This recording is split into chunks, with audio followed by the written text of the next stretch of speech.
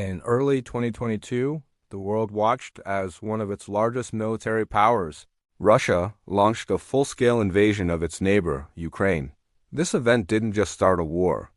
It shattered the post-Cold War security order in Europe and triggered a cascade of global consequences. To truly understand the gravity of this conflict, we first need to look at the machine at its heart, the Russian armed forces. Before the invasion, Russia's military was often ranked as the second most powerful in the world. For 2 decades, it had undergone significant modernization. The ground forces, the backbone of its military, boasted thousands of tanks, armored vehicles, and artillery systems. The Navy, with its formidable Northern and Pacific fleets, projected power far beyond Russian shores, equipped with submarines, cruisers, and its sole aircraft carrier.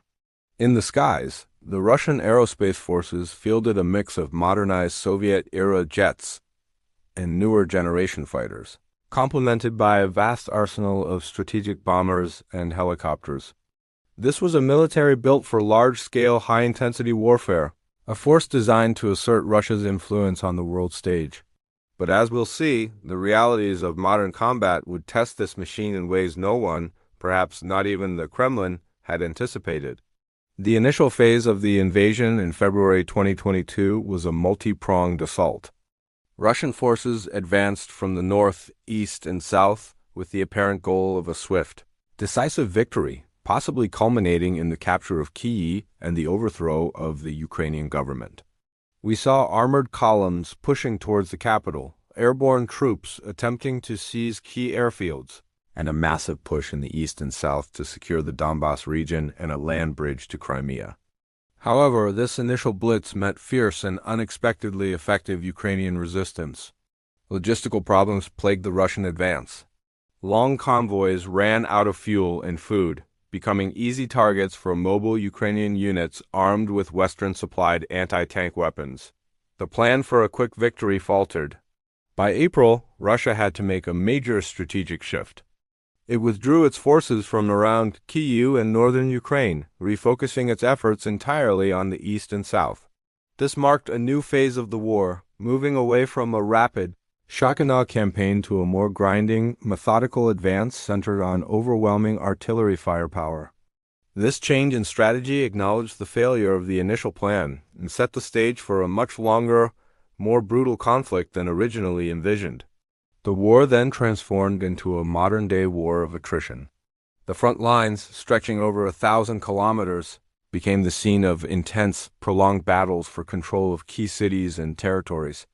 Places like Mariupol, Severodonetsk, and later Bakhmut became synonymous with relentless shelling and brutal urban combat, drawing comparisons to the trench warfare of World War I, but with a 21st century twist.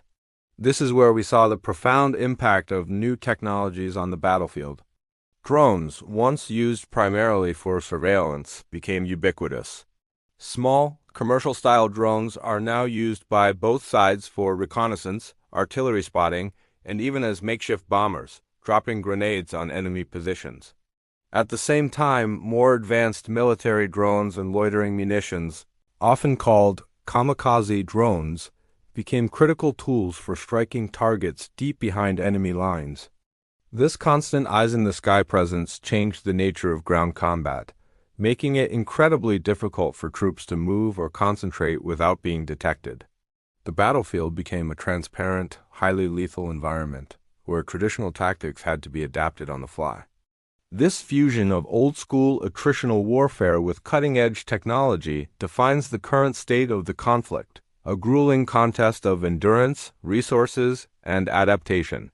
The impact of this war extends far beyond the battlefields of Ukraine. It has fundamentally redrawn the geopolitical map of Europe. The continent's sense of security, which had been relatively stable for decades, was shattered overnight. This prompted a historic response from NATO. The alliance has undergone its most significant reinforcement in a generation, deploying thousands of additional troops to its eastern flank. From the Baltics down to the Black Sea, this move is a clear signal to Moscow, reinforcing the alliance's commitment to collective defense. Furthermore, the war prompted 2 historically neutral countries, Finland and Sweden, to apply for NATO membership, Finland's accession doubled the length of NATO's direct border with Russia, a strategic shift of immense proportions. The relationship between Russia and the West has plunged to its lowest point since the Cold War. Sweeping economic sanctions were imposed on Russia, designed to cripple its war economy and isolate it from the global financial system. Europe is frantically working to wean itself off Russian energy, a dependency that had been built up over decades. This conflict isn't just about Ukraine. It's about a fundamental clash of visions for the future of European security, pitting Russia's sphere of influence against the West's model of sovereign nations free to choose their own alliances. So, where does this all leave us? The conflict in Ukraine has revealed the immense complexities and brutal realities of modern warfare. We've seen the limits of a supposedly modernized military when faced with a determined, well-motivated adversary supported by international partners. We've witnessed how technology is transforming the battlefield in real time, creating new challenges and opportunities. And most significantly, we're living through a complete reordering of European security. The old assumptions are gone. NATO is more unified and expanding, Europe is rearming, and a new Iron Curtain, this time made of sanctions, mistrust, and hardened military postures, is descending. The path forward is deeply uncertain.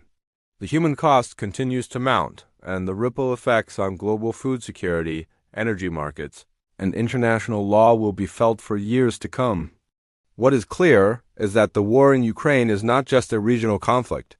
It is a defining event of our time, one that will shape the future of Europe and the world for decades. Thank you for watching. If you found this analysis helpful, please consider liking this video and subscribing for more content.